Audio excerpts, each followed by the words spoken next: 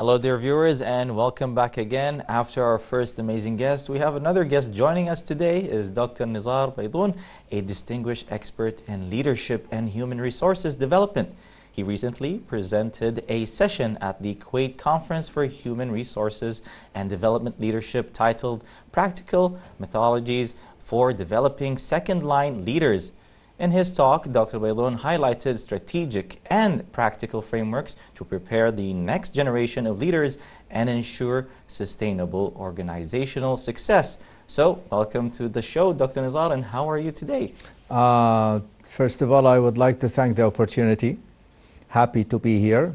We're happy to have you here also. And the day just started in a great way. Yes.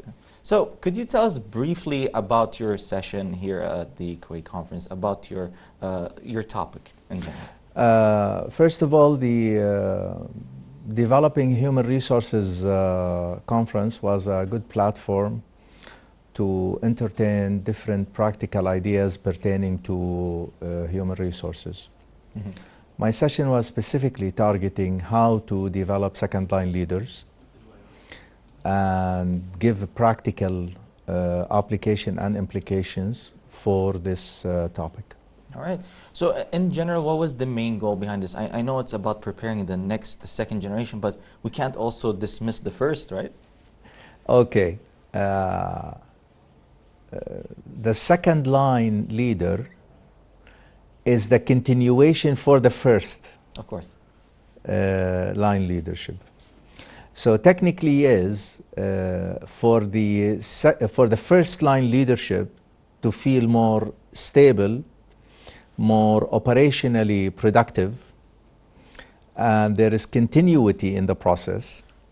You need to have a backup second line in case anything happens. Okay, so the second line will come on just as plug and play per se? Yes, let's say that, yeah, plug and play. So it's like a continuous kind of cycle that doesn't stop, because either ways we do still need the experience of the first one. Thank you very much. And it is something that we just need to give it as a generational role. Think of it like a complementarity. Oh yeah, true. You could say that. Okay. Very true, yes. One learn from the other, and the other support the first. Very true. So why do you believe that preparing the second line is very essential and important? And is there any tweaks that need to be adjusted? Okay, first of all, this is a very critical question. For any organization, business or non-business, generally speaking, you cannot only count on available leadership to run the show always. Sure. People get sick, people take vacations, people leave the job for whatever reason. A second line will, first of all, give you a strategic stability in the business or the organization in general, whether profit or non-profit. Also would give this sense of accomplishment for people that I've done it. And the third point is, will give you a practical solidarity where the business continue to grow in already predefined path. Surprises will happen because you cannot be perfect 100%. But at least you are mitigating the undesired, say, by preparing a backup line in case something happens. So going back to second leader line, so when we talk to them in real life, in real organizations, who are they exactly? And I usually receive this question and people get puzzled, like, who are the second liners? By the way, they're not aliens from the space. They are employees in your organization, but they have a unique touch. For example, they see things from a macro level. They can easily influence people. People trust them. I need to make a critical distinction here. We're not talking about titles here. Of course, yes. It's leadership, as you said. Yeah. Exactly. So because some people they confuse things. For example, if you are a senior manager, you're not necessarily a leader. That's True. a title. We're talking about leadership in terms of quality of people. Yes. So one dimension is influencing. When you go to any organization, you know that, say there is 100 people, there is, say, 5, 6, 4, 3 people. They know how to get things moving naturally. Yes. Also, the other quality is people trust them. They have a vision. Yeah, a future vision, Exactly. basically, and also pulling those people to that future. Thank you with very the much. trust that you actually Thank you very mentioned. much. Yeah. So when you combine them all, you will find this person who can actually give you the continuity and the stability for your organization by going through the natural flow. Now the question is, can you find them? Absolutely, yes. I've been doing this now for 30 years. Yes.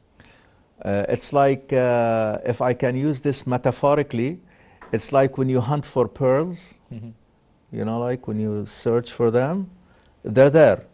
Yeah. We know they're there. Yes. But the issue is how to take the dust off, Yeah. okay, and just make them shine. Exactly. And talking about that, I'm sure you face challenges in finding these kind of people, but how do you actually find them? Knowing that there are some that actually stick their neck out, and some they're actually like, they're hiding, as you said, we need to brush them and dust them off. That's a very nice question. Thank you for that. You're welcome. Psychologically, people like the title called leader. They like to put it on their business card.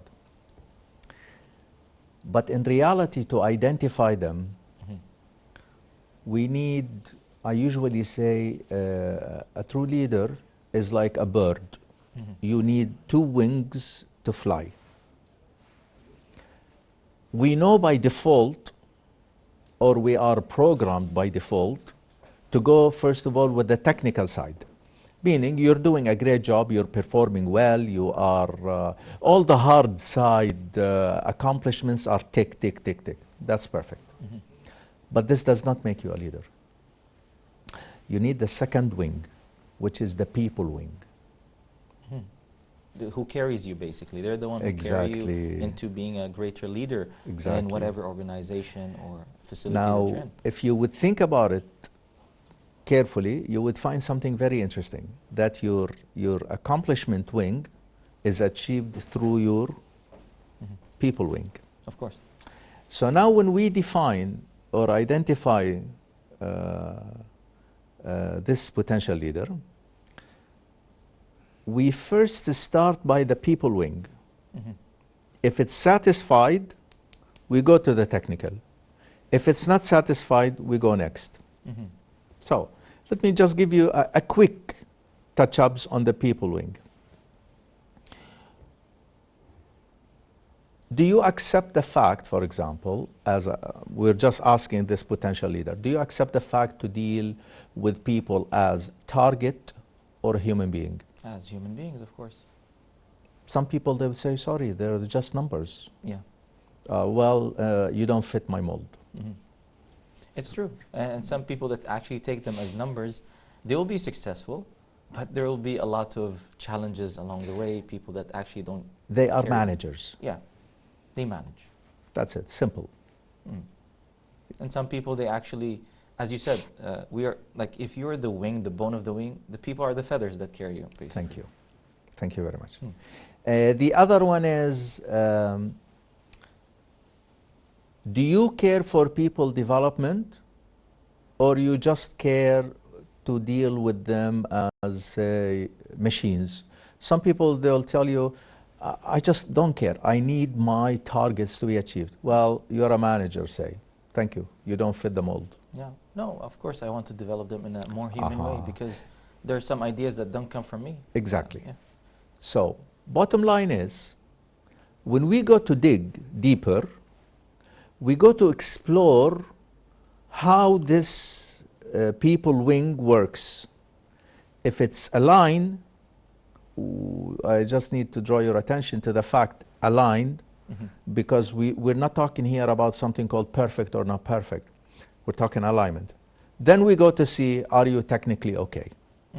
So this is, in a simple, brief way, how we approach it. So if we're talking about more of a development approach, how can we actually, guide a second leader in that perspective?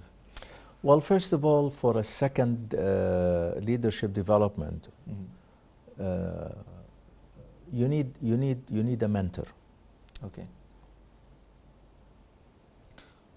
Without a mentor, life will be challenging.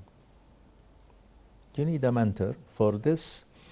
See, because when you go to leadership, the tip of the pyramid, you need also to know how to walk through the minds. Politics, some ups and downs. So you need guidance.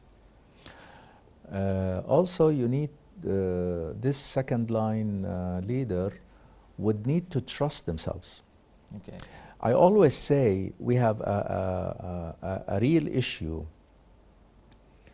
not in trusting ourselves, no, in trusting ourselves to trust ourselves.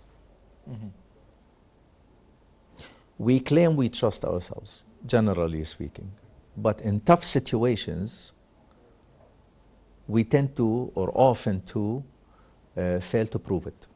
Oh, okay. So this potential leader would need to trust him or herself, Okay.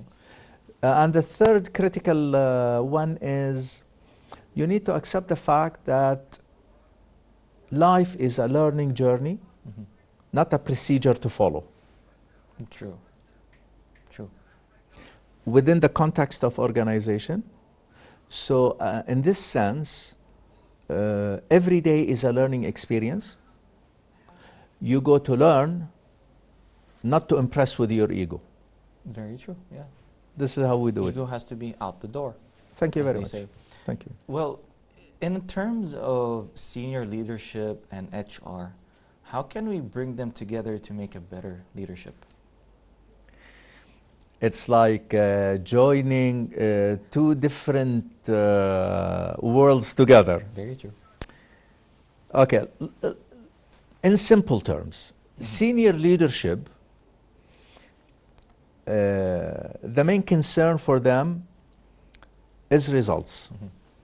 Agreed? Agreed, yeah. Okay. HR is the pumping heart in the organization. Now, if we see them on a technical level, they don't share the same bridge. Very true. Great. If you take a step back and see it at macro level, you would see that senior leadership provide the guidance, HR provide the engine. Make sense? Yeah. Great. Now, guidance without engine cannot reach. Yes. No power. Thank you. Engine without guidance, you spin your wheels and going nowhere. And you don't go anywhere. Yeah. Great. So now, the potential leaders is the divide between combining both worlds together. They will take guidance from here, support from here. Then we establish a common language. Okay. But because since they're both in the same world, they have to live with each other. Also, that's I would say they need to be aligned to each other. True. Because at the end of the day, in any organization, by the way, even at family level, you have objectives. True. So as a father, mother, children, husband, wife, whatever your categorization, if you're not aligned, your family will be disturbed. Organization, same logic. Whether government, whether non-profit, whether profit, whether private, organization is a group of people working to achieve a specific set of objectives. In simple terms. If the population is not aligned to a clear direction with the support that provided by HR and others, I don't see how we can reach a common language. Very true. That's why in business usually, for example, when I audit, we look for something called a common culture, or common operational culture. Very true. Yeah. So, well, it's an amazing actually way of you concluding it. We do have to work with each other in the end of the day. It is something that we always have as a common goal, to reach a higher level. And we want to thank you for that, in an amazing way of you actually doing this amazing sessions that you're doing about second leadership. And we want to thank you and thank everyone here to thank you also about this amazing topic that you talked about, and we hope to see you soon. Thank you so much. I thank you for the opportunity, and I would like to thank you for your warm smile and reception. Thank you so much. And thank you once again. Thank you, and we hope to see you soon again. I shall look forward. Thank you. So we want to say thank you to Dr. Nizar Baidoun. He is the HR and Leadership and Strategist. So farming in the desert, it sounds almost impossible, right? But across the world's driest regions, people are finding smart and sustainable ways to make the land come alive. From drought-resistant crop to innovative irrigation techniques, agriculture in arid regions is providing or proving that life can flourish even in the harshest climates. So stay with us while we learn more about how farmers are turning challenges into opportunities in our next report, Agriculture in Arid Regions.